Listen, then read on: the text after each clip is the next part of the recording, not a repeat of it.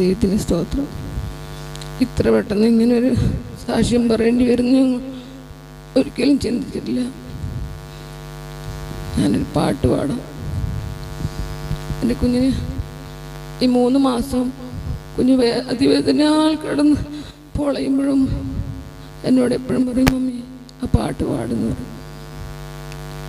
എൻ്റെ ഹൃദയത്തെ തൊടുവാൻ, മുറിവിൽ തലോടുവാൻ യേശുവെ പോലെയും ഞാൻ കണ്ടതില്ല.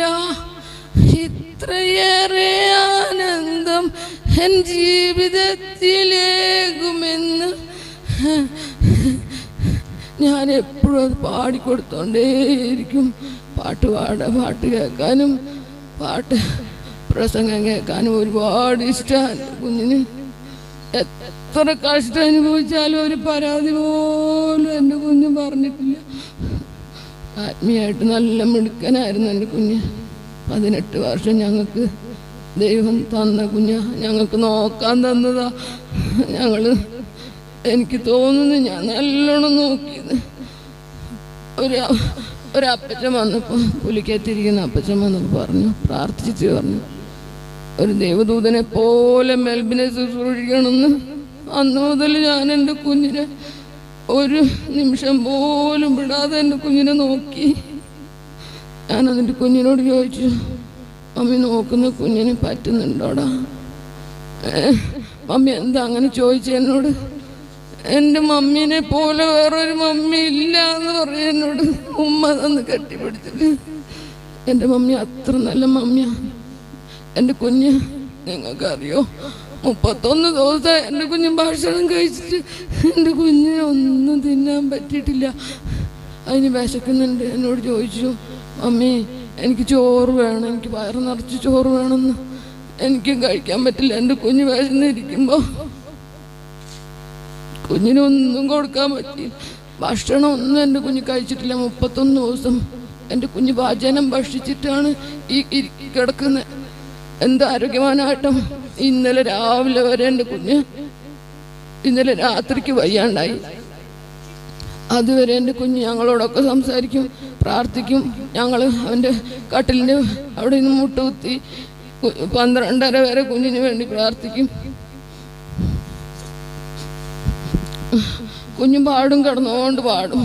കുറച്ച് ദിവസം കഴിഞ്ഞപ്പോൾ പറഞ്ഞു, മമ്മി എനിക്ക് പാടാൻ പറ്റുന്നില്ല, എനിക്ക് ശ്വാസം മുട്ടുന്നു. ഞാൻ പറഞ്ഞു, കുഞ്ഞ് പാടണ്ട, അങ്ങനെ കിടന്നാൽ മതി എന്ന് പറഞ്ഞു. എൻ്റെ കുഞ്ഞിന് ഏറ്റവും പ്രത്യേകത, കുഞ്ഞിൻ്റെ മമ്മിക്ക് അറിയാൻ പാടില്ല. ഞാൻ എൻ്റെ അടുക്കളയിൽ പോയിട്ട് ഞാൻ കരയുമ്പോഴും കുഞ്ഞ് കേൾക്കും. ഭയങ്കര ചെവി കേൾവിയാണ്. എന്നോട് ചോദിക്കും, മമ്മി എന്താ വരാൻ വൈകുന്നേ? മമ്മി വാ വിളിക്കും. എന്നിട്ട് കുഞ്ഞിൻ്റെ അടുത്ത് എന്നിട്ട് ചെല്ലുമ്പോൾ ചോദിക്കും, മമ്മി കരയായിരുന്നോ? ഒരിക്കലും മമ്മി കരയരുത്, എൻ്റെ മമ്മി ഒരിക്കലും കരയരുത്. മമ്മി കരയുന്ന കണ്ടിട്ട് വേറെ ആരും കരയരുതെന്ന് എന്നോട് എപ്പോഴും പറയും. അത്ര കെയറായിരുന്നു എൻ്റെ കുഞ്ഞ്. ഇത് ദൈവത്തിൻ്റെ പൈതലാണ്. എന്താന്ന് വെച്ചാൽ ഈ കുഞ്ഞ് ഭയങ്കര ആശ്വാസമായിരുന്നു ഞങ്ങൾക്ക്, ഞങ്ങളുടെ കുടുംബത്തിന്. ചെറിയ ചെറിയ പിണക്കങ്ങളും ഒക്കെ ഞങ്ങൾക്ക് വരുമ്പോഴും ഈ കുഞ്ഞാ ഞങ്ങൾക്ക് എല്ലാം താങ്ങും തണലുമായിട്ടുണ്ടായിരുന്നേ. ഇപ്പം പോകുന്നതിന് 2 ദിവസം മുമ്പ് പ്രവചിച്ചെന്ന് പറഞ്ഞതിൻ്റെ തലേ ദിവസം രാത്രി എന്നോട് സാവിച്ചാനോട്, തൊണ്ടയെല്ലാം ഉണങ്ങാ, വെള്ളം മാത്രമേ കുടിക്കുള്ളൂ കുഞ്ഞ്, ഇച്ചിരി വെള്ളം കുടിച്ചുകൊണ്ടേ ഇരിക്കുള്ളൂ.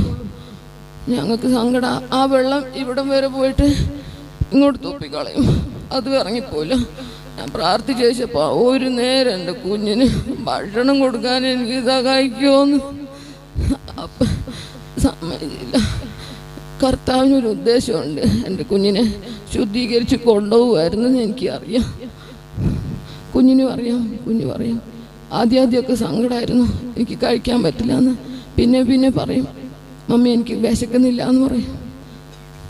കുഞ്ഞിനെ അനിയനെ എന്തെങ്കിലും മേടിച്ചു കൊടുക്കും, മമ്മി അവന് ഭക്ഷണം കൊടുക്കും.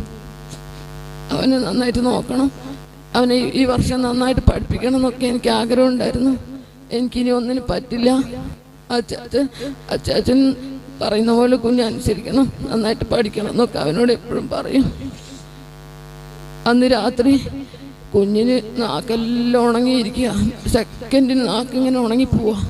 എന്നിട്ടും കുഞ്ഞ് ഞങ്ങളോട് 1 മണിക്കൂറോളം എന്നോട് സാവുച്ചാനോട് സംസാരിച്ചു. പ്രാർത്ഥിച്ചു കഴിഞ്ഞിട്ട്, മമ്മി ഞാൻ പോയി കഴിഞ്ഞാലും ചെറിയ ചെറിയ എന്തെങ്കിലും നിസ്സാര പ്രശ്നങ്ങളൊക്കെ എന്തെങ്കിലും വരികയാണേലും ഞാൻ ലോകത്തിൽ കണ്ടിട്ടുള്ളതിൽ ഏറ്റവും നല്ല മമ്മിയും പപ്പയും നിങ്ങളാന്ന് പറഞ്ഞു. ഞാൻ ചോദിച്ചത് എന്താ കുഞ്ഞ് അങ്ങനെ പറഞ്ഞു. ഞങ്ങളെപ്പം ചെറിയ നിസ്സാര പണക്കം കൂടിയാലും പിറ്റേ ദിവസം ഞങ്ങൾ അത്ര സ്നേഹം, എത്ര പ്രാവശ്യം വഴക്ക് കൂടിയാലും ഞങ്ങൾ അതുപോലെ സ്നേഹം അധികം കണ്ടിട്ട്. എൻ്റെ ഒരു ഫ്രണ്ടിനോട് പറയാണ്, എൻ്റെ അനിത എന്ന് പറഞ്ഞൊരു ഫ്രണ്ടിനോട് പറയാം, എൻ്റെ മമ്മിയും പപ്പ എങ്ങനെയാണെന്നറിയോ, ഡിവോഴ്സ് വരെ ഇങ്ങനെ വഴക്ക് കൂടും, കച്ചറ കൂടും. എന്നിട്ട് പിറ്റേ ദിവസം രണ്ടുപേരും ചക്കരയും തേങ്ങി അതുപോലെ സ്നേഹമാണ്. ഇതുപോലെ ഐക്യതയായിട്ട് ഞങ്ങൾ 4 പേരും എത്ര കൂടിയാലും ഞങ്ങൾ 4 പേരും ഒരേപോലെയാ. അതെൻ്റെ കുഞ്ഞിൻ്റെ ഒരു പ്രത്യേകതയാണ്. ഞാൻ എന്തെങ്കിലും പറയുകയാണെങ്കിലും കുഞ്ഞെങ്ങനെ എന്നോട് കൂടെ ഇരുന്ന് എനിക്ക് ഒരുപാട് എന്നെ കെയർ ചെയ്യുമായിരുന്നു. എനിക്ക് ആക്സിഡൻറ്റ് പറ്റി എൻ്റെ ഒരു കാല് ഹിപ്പ് റീപ്ലേസ്മെൻറ്റ് ചെയ്തതാണ്. എൻ്റെ 2 ആമക്കളാണ് എന്നെ നോക്കിയത്. എനിക്ക് ഒരുപാട് സാക്ഷ്യം പറയാനുണ്ട്. എൻ്റെ കുഞ്ഞിനെ സൗഖ്യമാക്കുകയാണെങ്കിൽ ഞങ്ങൾ മാസയോഗത്തിന് മുമ്പിൽ വന്നെന്ന് സാക്ഷ്യം പറയണമെന്നൊക്കെയായിരുന്നു ആഗ്രഹം. പക്ഷേ നമ്മുടെ ഇഷ്ടമല്ലല്ലോ എൻ്റെ കർത്താവിൻ്റെ ഇഷ്ടം. ഞാൻ ആക്സിഡൻ്റായി കിടന്നപ്പോഴും ഒരു പെൺപിള്ളേർ ചെയ്തു തരേണ്ട എല്ലാ കാര്യങ്ങളും എൻ്റെ 2 കുഞ്ഞുങ്ങളും ചെയ്തു തന്നത്. അതുപോലെ അത് ഇപ്പോഴാണേലും എൻ്റെ കുഞ്ഞിനെല്ലാം അറിയാം. മമ്മീനെ നന്നായിട്ട് നോക്കും. നല്ല കുഞ്ഞ്, എൻ്റെ കുഞ്ഞ് കരയരുതെന്ന് പറഞ്ഞിട്ടുണ്ട് എന്നോട്.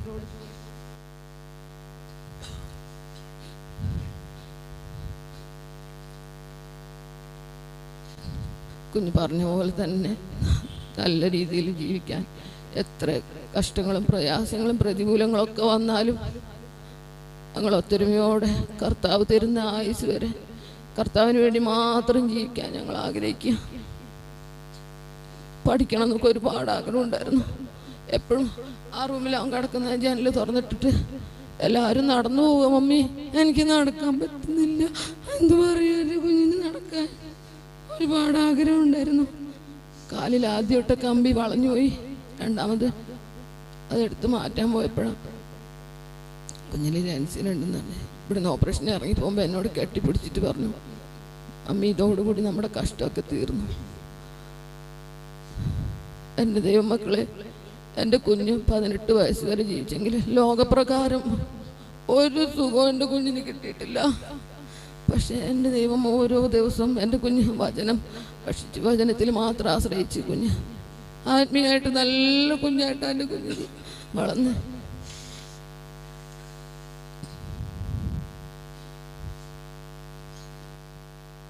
എങ്ങനെ ഇവനെക്കുറിച്ച് പറയണമെന്ന് അറിയില്ല. ഞാൻ പറയുമ്പോൾ എല്ലാവരും ഇവനെ പുകഴ്ത്തുകയെന്ന് വിചാരിക്കും.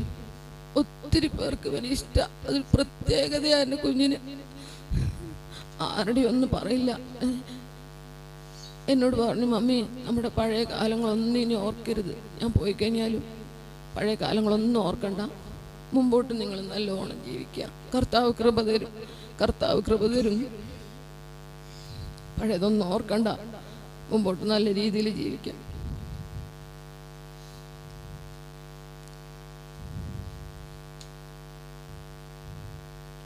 ഒരുപാട് കിടന്നുകൊണ്ട് കുഞ്ഞിന് 10ാം ക്ലാസ്സിലായപ്പോഴാണ് കുഞ്ഞിൻ്റെ കാലിൻ്റെ മുട്ടിന് എല്ലിലിങ്ങനെ വന്നത്. കിടന്നുകൊണ്ട് തന്നെ കുഞ്ഞ് പഠിച്ച് 10ാം ക്ലാസ് നല്ല മാർക്കോടെ പാസ്സായി. അതിനുശേഷം 1 വർഷം പോയി. പിന്നെ കുഞ്ഞ് 2ാമത് +2 എഴുതിയെടുത്തു. എൻ്റെ കുഞ്ഞ് കിടന്നുകൊണ്ട് പഠിക്കുന്നതൊക്കെ കാണുമ്പോഴുണ്ടല്ലോ എനിക്ക് ഭയങ്കര സങ്കടം. എല്ലാ കുഞ്ഞുങ്ങളും അപ്പാ എല്ലാ കുഞ്ഞുങ്ങളും നടക്കുന്നുണ്ടല്ലോ, എൻ്റെ ചാച്ചിമോനൊന്ന് നടക്കാൻ സഹായിക്കുന്നു, നടന്ന് പോയിട്ട് പഠിക്കാൻ പറ്റണേ എന്ന് പ്രാർത്ഥിക്കുമായിരുന്നു ഞാൻ. എന്നാലും കുഞ്ഞ് കിടന്നുകൊണ്ട് +2 നല്ല മാർക്കോടെ പാസ്സായി. എടുക്കാൻ എൻ്റെ കുഞ്ഞ് നന്നായിട്ട് ചിത്രം വരയ്ക്കും, നന്നായിട്ട് ഭക്ഷണം ഉണ്ടാക്കി തരും, നന്നായിട്ട് കേക്ക് ഉണ്ടാക്കും, എല്ലാം ചെയ്യുന്നു. കുഞ്ഞായിരുന്നു, മിടുക്കനായിരുന്നു. കർത്താവ് കൊടുത്ത എല്ലാ കഴിവാണ് എൻ്റെ കുഞ്ഞിന്. കുഞ്ഞ് പറഞ്ഞ പോലെ ഞാനും പപ്പയും കിച്ചുമോനും നല്ല ദൈവകൃപയിൽ ജീവിച്ചോളാം. എൻ്റെ സച്ചിമോനില്ലാത്തൊരു ഇതെനിക്ക് ചിന്തിക്കാൻ കൂടെ പറ്റില്ല. അത്ര മിടുക്കനാ എൻ്റെ കുഞ്ഞ്. ഭക്ഷണം ഞാൻ 31 ദിവസം അവൻ കഴിക്കാതിരിക്കുമ്പോൾ എനിക്ക് കഴിക്കാൻ പറ്റില്ല. ഞാൻ കുറേ ദിവസം കഴിക്കാതിരുന്നു. 10-15 ദിവസം ഞാൻ രാവിലെ മാത്രം കഴിച്ചിട്ടിരുന്നു. കുഞ്ഞിനെ കാണാതെ കഴിക്കും. അവന് സങ്കട, മമ്മി കഴിക്കണം. പക്ഷെ എനിക്ക് തൊണ്ടേന്നും കൂടെ ഇറങ്ങിപ്പോയില്ല എൻ്റെ കുഞ്ഞ് കഴിക്കാതെ. എനിക്കറിയില്ല ഇങ്ങനെയൊക്കെ സാക്ഷ്യം പറയാൻ പറ്റുമോയെന്ന് അറിയില്ല. ഞാൻ എൻ്റെ കുഞ്ഞിനെ കുറിച്ച് എനിക്ക് ഇനി പറയാൻ പറ്റില്ലല്ലോ. സ്നാനപ്പെടാൻ ഭയങ്കര ആഗ്രഹമായിരുന്നു എൻ്റെ കുഞ്ഞിന്. സ്നാനപ്പെടുന്നതിന് മുമ്പ് എൻ്റെ കുഞ്ഞ് അഭിഷേകം പ്രാപിച്ചു. എഴുന്നേറ്റ് പോയി സ്നാനക്കുളത്തിൽ നിൽക്കാൻ പറ്റാത്തതുകൊണ്ടാണ് യേശപ്പച്ച അറിവായിരിക്കുന്നത്. അമ്മക്കറിയാതെ സാക്ഷ്യം പറഞ്ഞു. അമ്മൻ്റെ കുഞ്ഞ് എല്ലാവരും ഞങ്ങളുടെ കുടുംബജീവിതത്തിന് വേണ്ടി പ്രാർത്ഥിക്കണം. കഷ്ടങ്ങളും പ്രയാസങ്ങളൊക്കെ വരുമ്പോൾ പിടിച്ച് നിൽക്കാനുള്ള കൃപ ദൈവം തരണം. എനിക്ക് ശരീരമായിട്ട് ഭയങ്കര ഒക്കെ ഉണ്ട്.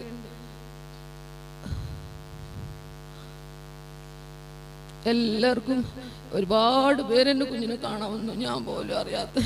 എനിക്ക് ഏറ്റവും സന്തോഷം, എത്ര ശുശ്രൂഷകന്മാരാ എൻ്റെ കുഞ്ഞിനെ ശുശ്രൂഷയ്ക്ക് വന്നത്, എത്ര പേരാണ്. എനിക്ക് കുഞ്ഞിന് ഭയങ്കര സന്തോഷമായിട്ടുണ്ടാവും. ഞാൻ ഒരിക്കലും വിചാരിക്കാത്തൊരു അടക്കാരാധന എൻ്റെ കുഞ്ഞിന് കിട്ടി. ഭയങ്കര സന്തോഷമുണ്ട്. അതുപോലെ എല്ലാവരും ഒരുപാട് പേരെന്നെ കുഞ്ഞിനെ കാണാൻ വന്നിട്ടുണ്ട്. ആശ്വാസവാക്കുകളും പ്രാർത്ഥിച്ചും ഒരുപാട് സഹായങ്ങളും ചെയ്തിട്ടുണ്ട്. ഈ പ്രദേശത്തുള്ളവരൊക്കെ ഒരുപാട് സഹായം ചെയ്തിട്ടുണ്ട്. ചർച്ചിലുള്ളവരും മറ്റ് ചർച്ചിലുള്ളവരും എല്ലാവരും, ആരെന്ന് പറയാൻ എനിക്കറിയില്ല, ഒരുപാട് പേര് ഞങ്ങളെ സഹായിച്ചു. എൻ്റെ കുഞ്ഞിന് വേണ്ടി 1 രൂപ പോലും ഞങ്ങൾ അനാവശ്യമായിട്ട് കളഞ്ഞില്ല. എല്ലാം കുഞ്ഞിൻ്റെ ആവശ്യത്തിന് വേണ്ടി ചിലവാക്കി. എല്ലാവർക്കും ദൈവത്തിൻ്റെ നാമത്തിൽ നന്ദി പറയുക. സച്ചിമോനെ, നല്ല കുഞ്ഞിനെ പറ്റി മമ്മിക്ക് ഒരുപാട് പറയാനുണ്ട്. എല്ലാവരും ഞങ്ങളുടെ കുടുംബത്തിന് വേണ്ടി പ്രാർത്ഥിക്കണം. ഞങ്ങൾക്ക് താങ്ങാൻ ഒരു കൃപ വേണം. ഇനി ഞങ്ങൾ 3 പേരും ഞങ്ങൾക്കത് ആലോചിക്കുമ്പോൾ പോലും പറ്റുന്നില്ല. എൻ്റെ കുഞ്ഞില്ലാതെ പറ്റുന്നില്ല. ഞാൻ എൻ്റെ കുഞ്ഞിൻ്റെ കൂടെ വളഞ്ഞേ കിടക്കുള്ളൂ. അതുപോലെ കിടന്നിട്ട് കുഞ്ഞിൻ്റെ ഒരു കൈ കുഞ്ഞിൻ്റെ വയറിലും ഒരു കൈ പുറത്തും വെക്കണം വേദന വരുമ്പോൾ. അതുപോലെ കിടന്ന് എൻ്റെ പുറം ഒരു മുഴയായി, ഒരു നീരായി. ഞാനങ്ങനെ കിടക്കും. എനിക്ക് വേദനയൊന്നും സഹിച്ച് ഞാൻ കിടക്കും. കുഞ്ഞിൻ്റെ സേവ് നോക്കി കിടക്കും. അപ്പം ആ വേദനയിലും എൻ്റെ കാല് ഞെക്കി തരും എൻ്റെ കുഞ്ഞ്. എനിക്കതൊക്കെ, എൻ്റെ കുഞ്ഞ് അത്ര നല്ല മോനായിരുന്നു. എല്ലാ ദൈവമക്കളും വിശുദ്ധമാരും ഞങ്ങളുടെ കുടുംബത്തിന് വേണ്ടി പ്രാർത്ഥിക്കണം. ഞങ്ങളുടെ നിലനിൽപ്പിന് വേണ്ടി പ്രാർത്ഥിക്കണം. എന്തെല്ലാം പ്രതിസന്ധികൾ വന്നാലും തകർന്നു പോകാതെ, ദൈവകൃപ വിട്ടു പോകാതെ ജീവിക്കാൻ ഞങ്ങൾക്ക് കൃപ തരണം. എൻ്റെ ചെറിയ സാക്ഷ്യത്തിൽ നിർത്തും.